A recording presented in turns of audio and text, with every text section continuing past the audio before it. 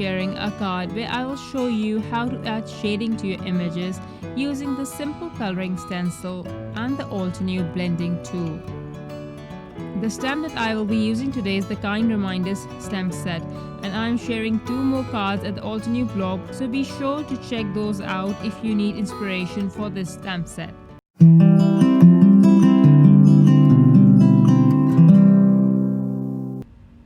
I'll place my stamps and find a nice placement for these. Once I'm happy, I will start my stamping on 110 pounds of Crest Solar White cardstock panel. I'm using Obsidian Pigment Ink for stamping. After stamping, I'll use a heat gun and go over the stamped panel so that the ink is completely dry. As I mentioned that I will be using Simple Coloring Stencil to color my images, which means I'll be using my blending tool to color in with dye inks. So I want my Obsidian ink to completely dry. For the flowers, I'll use Sunkissed, Orange Cream, Autumn Blaze and Fire Brick dye inks. I won't be using all of these inks. I will be choosing a couple of these. So you can see that I've already secured my stencil and also covered the other bits that could mess up the inking. You can also see that I have already colored the flower, but I am not showing you how I colored it because I found a better way, and I will go over that inked flower again later on once I'm done with the second flower. For this one, I will use Orange Cream dye ink, and you will notice that the way I am inking this flower, how I'm trying to concentrate the ink in the center. I will spread this orange cream inking all around. Once I'm done with the orange cream, I will also add Sunkissed dye ink for that yellow glow, because Sunkissed has a yellow hue to it, and these are a little bit more orangey than other inks. I'll use the second layer of the stencil, and now I'll apply a concentrated pigment of orange cream.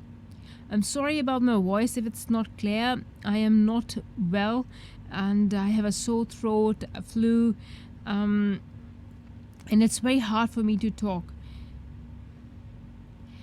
Okay, so again I'll try to add more pigment to the center of this flower and keep the edges a tad lighter. I'll go over the second flower again, and you will see that inking on the center is more pronounced on this one, because I learned the first time around, and then in the second one I got a little better. Now for my leaves, I thought I'd use blue for a change. Again, you will have to cover up the bits of the other cutouts, the other stencil designs, in case you mistakenly ink these area and you do not want that.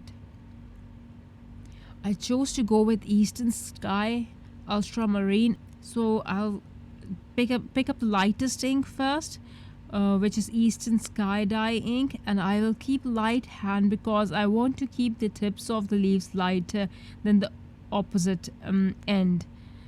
I will add the darkest shading closer to the flower because the leaves are coming from under the flower, therefore they will be darker, as in they will have a shadow over them from the flower. I'll add Ultramarine dye ink with the blending tool at an angle, so the shading is only on the part I want, that is right next to the flower, and not the entire leaves. And I will reveal this to show you how amazing it looks. You do not have to do this, all the layers are enough and will make your flowers and leaves look gorgeous as is through the stencil, using the stencil as is. But this is something just a bit extra to add more dimension to that one layer card or image. As I work on the second layer, I will use the same Ultramarine dye ink, and this time with a heavy hand. The thing that is brilliant is that this tool is fairly large, but it was so easy to add that shading on that little area I wanted only by using the blending tool at an angle. I thought I would need a smaller size tool, but this worked too. I mean, you can see for yourself that I didn't try too hard, and this is my first time using the coloring stencils, guys.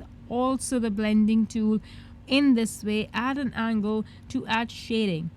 So please do try this.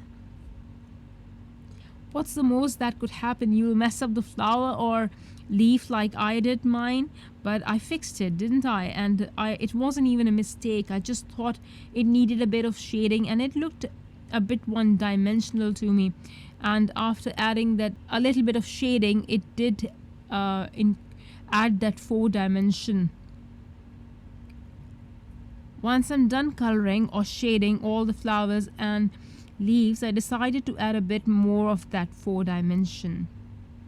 I'm using grays from the artist marker set B, and I will start by adding the darkest to some points on the panel where I think there will be most shadow.